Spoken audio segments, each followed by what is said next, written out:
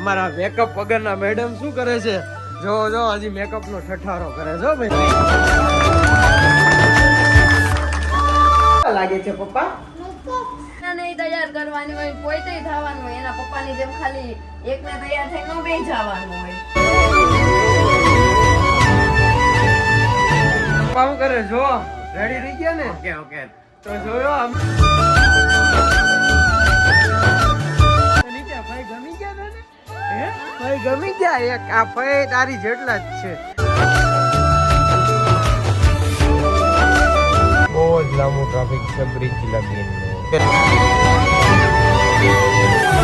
Police વાળા speed metre gun થી ઉભા રહે છે તો એનું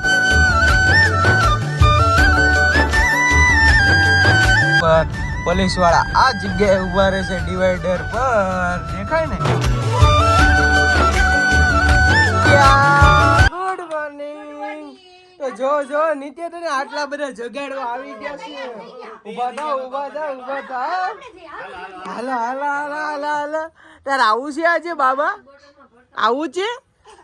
એને બાબાનું કઈ એટલે તો તૈયાર હો. એ તૈયાર થઈ ગયો. ટાટા. આવું છે આવું છે. હાલો હાલો હાલો. Good morning. જો અમે બધા ક્યાં જઈશું તને ખબર છે બાબા? તારે આવું છે?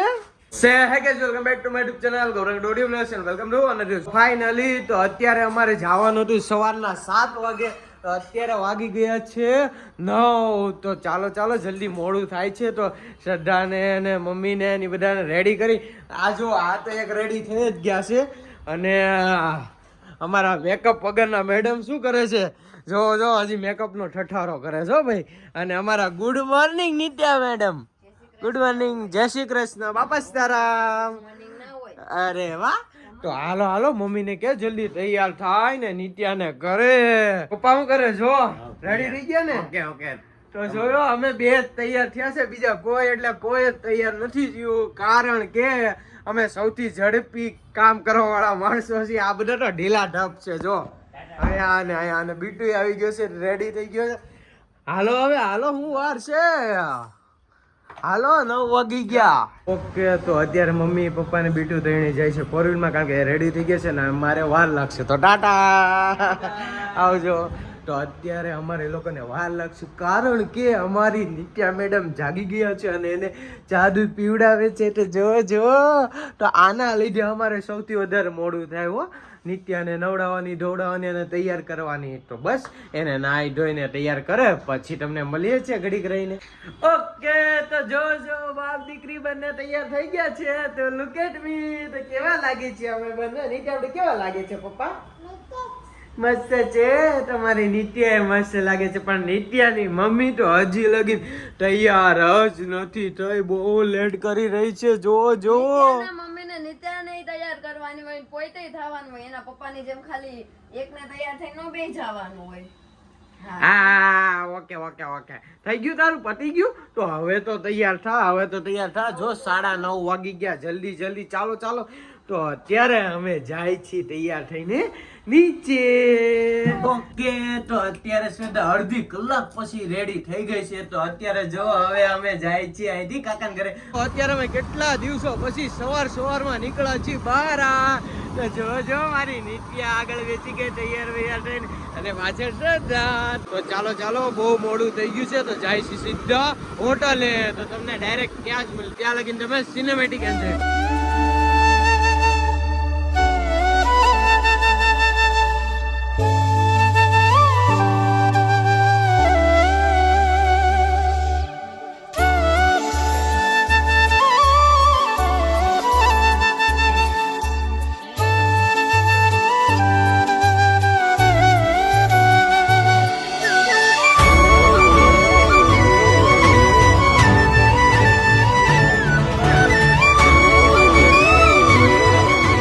તો અત્યારે મને શરમ આવવાની છે, તો એટલા માટે થોડો ઘણો વ્લોગ થશે નહીં થશે તો તમે ચેકઆઉટ કરો.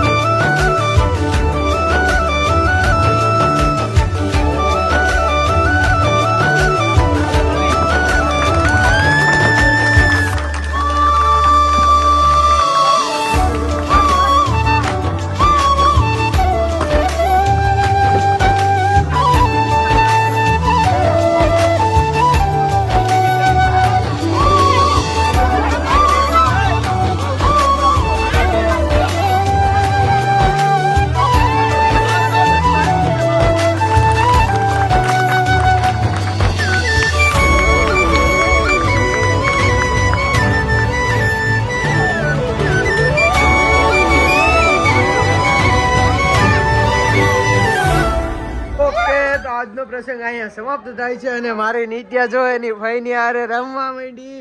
તો નિત્યા ભાઈ ગમી ગયા તને? હે ભાઈ ગમી ગયા? એક આ ભાઈ તારી જેટલા જ છે. હે અરે વાહ. તો હાલો હવે અહીંથી આપણે જવાનું છે ઘરે અને ત્યાંથી પાછું જવાનું છે કંકુ પગલામાં. તો હાલો બધા હાલો.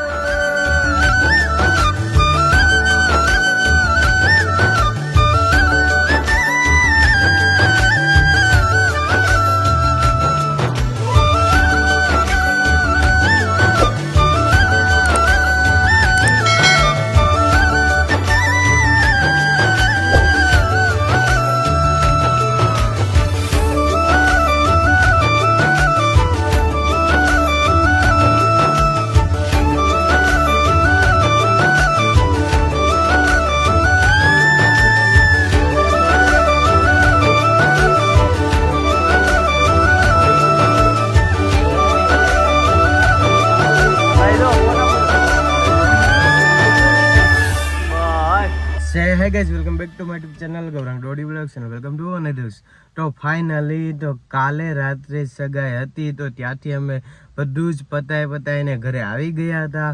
તો હા, તો આજે અમારી ઘરે બહુ જ બધા મહેમાન છે તો એટલા માટે મેં કાંઈ વ્લોગ કર્યો નથી કારણ કે અનકમ્ફર્ટેબલ લાગે અને અમને તો એટલા માટે અમે કેમેરો કાઢ્યો નહોતો અને વ્લોગ નહોતો કર્યો. તો અત્યારે મારે જવાનું છે, મારા કાકા કાકી એ આવ્યા છે તેને મારી બેનની ઘરે મૂકવા. તો ચાલો તમારી યારે વાત કરવા માટે હું આવી ગયો છું ગાડીમાં. તો ચાલો સૌથી પહેલા તેમને અહીંથી ત્યાં મારી બેનની ઘરે મૂકવા જઈએ. ત્યાં લગીને તમે ચેક કરો સિનેમેટિક શો.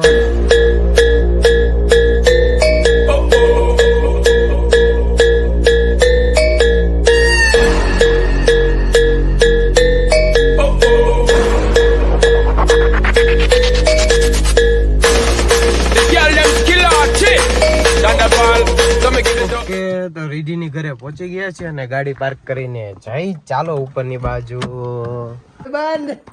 Good morning. હજી લગી જતો છો? હું થયો શું થાય છે? આ બે આ કેમ રહે છે? મારા દીકો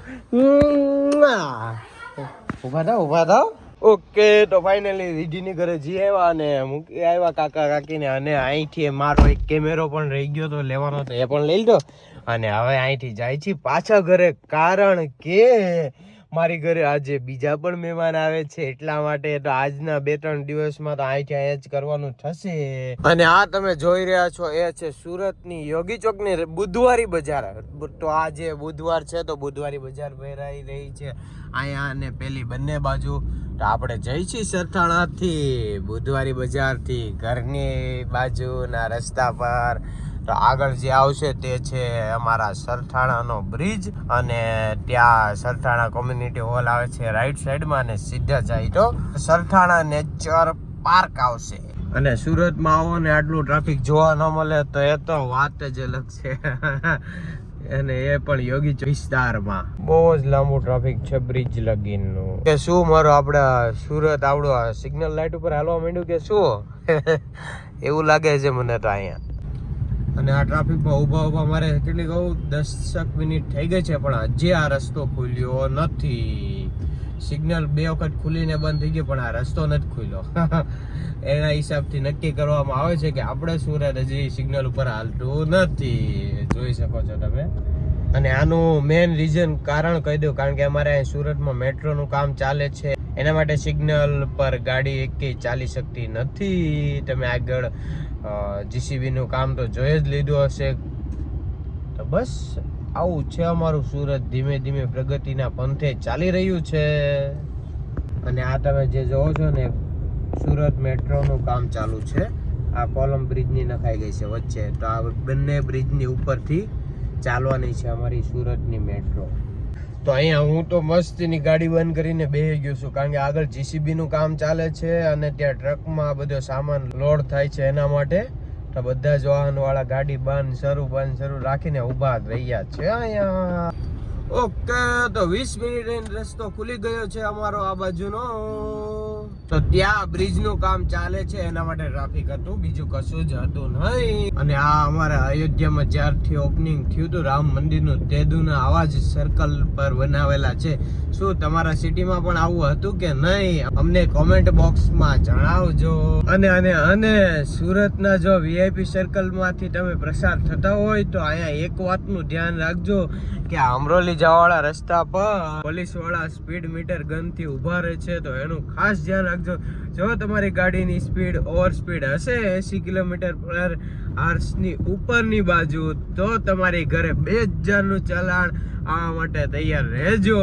તો ચાલો તમને બતાવીએ લોકો કઈ જગ્યાએ ઊભા રહે છે કે તો તમને મારા કેમેરાના લેન્સ થી દેખાતું હોય તો જોઈ શકો છો વીઆઈપી સર્કલ વાળા બ્રિજ પર પોલીસ વાળા આ જગ્યાએ ઊભા રહે છે, ડિવાઈડર પર દેખાય ને. તો આવી રીતે તમારે ફાઇન થી બચવું હોય તો ગાડીની સ્પીડ કંટ્રોલમાં રાખજો અને સેફ ડ્રાઈવ કરજો, કારણ કે ઓવર સ્પીડ કરવું એ હાનિકારક છે તમારા માટે પણ અને સામેવાળાના માટે પણ. તો ગુજરાત પોલીસનું, સુરત પોલીસનું આ કામ સરાહનીય છે અને બિરદાવવા લાયક છે, કારણ કે આ બ્રિજ ઉપર બહુ જ એક્સિડન્ટ થાય છે ઓવર સ્પીડના લીધે. તો એ વાતનું ધ્યાન રાખવું. અત્યારે ઘરેથી ફોન આવ્યો તો કે ખમણ લેતા આવજો, તો ચાલો ખમણ લઈને જઈએ છીએ ઘર બાજુ. ઓકે, તો ત્યાંથી મેં ખમણ બધું પાર્સલ લઈ લીધું અને પહોંચી ગયા છીએ ઘરે. અને આ ગાડીમાંથી સ્ટીકર પણ ઉખડી ગયું છે યુટ્યુબનો લોગો, તો એ પણ હવે મારે ઠીક કરાવવો પડશે. તો ચાલો અત્યારે જઈએ ઉપર. અને જો તમને રસ્તામાં ક્યાંય પણ મારી ગાડી દેખાય તો મને મેન્શન કરી શકો છો ઇન્સ્ટાગ્રામમાં ગૌરાંગ ઢોડિયા બ્લોગ્સ પર. તો ચાલો જઈએ ઉપરની બાજુ. તો જો મારી નિત્યા આવી પપ્પાની ભાઈ આ શું કરે છે પપ્પાને એ વાગ્યો હાકી પપ્પાને કે તો જો મારી નિત્યા આવી પપ્પાને હાકી કરવા. આવો લે વહી ગઈ.